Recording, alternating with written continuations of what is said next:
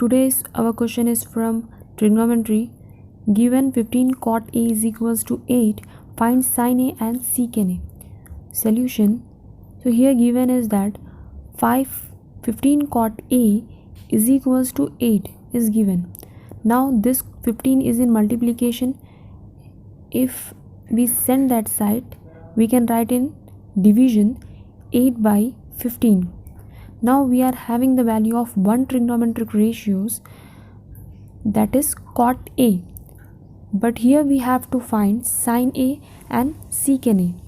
So first I'll write the trigonometric ratios: sin A, cos A, tan A, cot A, secant A, cosecant A.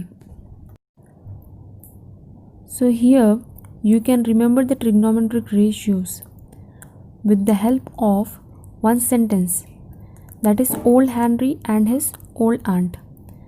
But here trigonometric ratios are nothing but the ratios of sides of right angle triangle. Okay, so here we are writing that in ratio old Henry. I am using the first letter old Henry and his old aunt, A for aunt.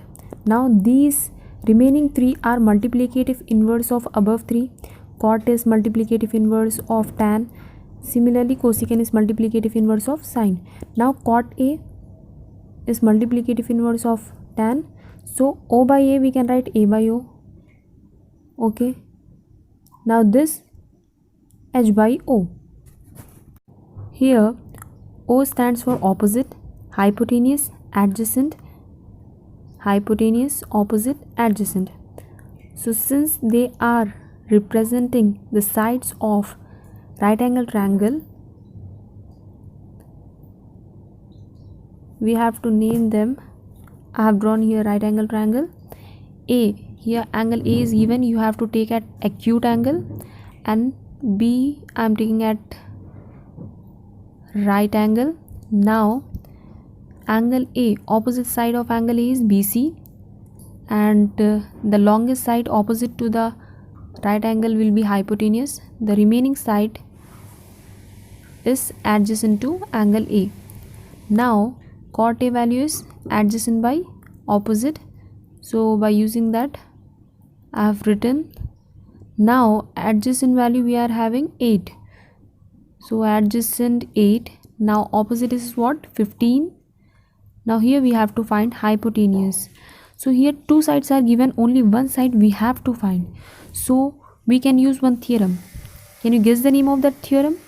Yes, by using Pythagoras theorem. Using Pythagoras theorem, that is hypotenuse square is equals to sum and square of other two sides. Hypotenuse square is equals to other two sides are opposite and adjacent. Now hypotenuse you have to find. Okay, now opposite value is what?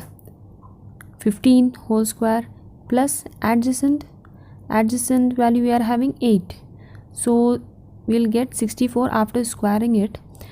15 square is equals to 15. I'll multiply it, but you have to remember the squares, perfect. Okay, squares of numbers. 5 as a 25, this, then 15, 5, 7 plus 5, 12, 2, 1, 22. Okay, now 225 we got 864. Add this 2, you will get 64, 9, 8, 2, 289. We know that 289 is perfect square of which number? Hypotenuse square.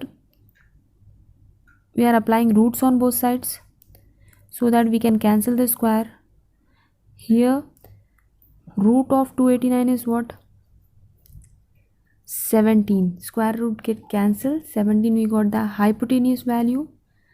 Now we can find the value of sin A and secant A. Since we got all three values of right angle, all three side values of right angle. Now sin A is what?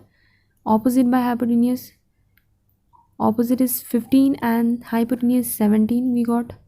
Now secant A. Secant A is what? Hypotenuse by adjacent. You can see h by a over there. Hypotenuse by adjacent. Hypotenuse is 17. Adjacent is what? 8. So we got both the values of trigonometric ratios, that is sin A and secant A.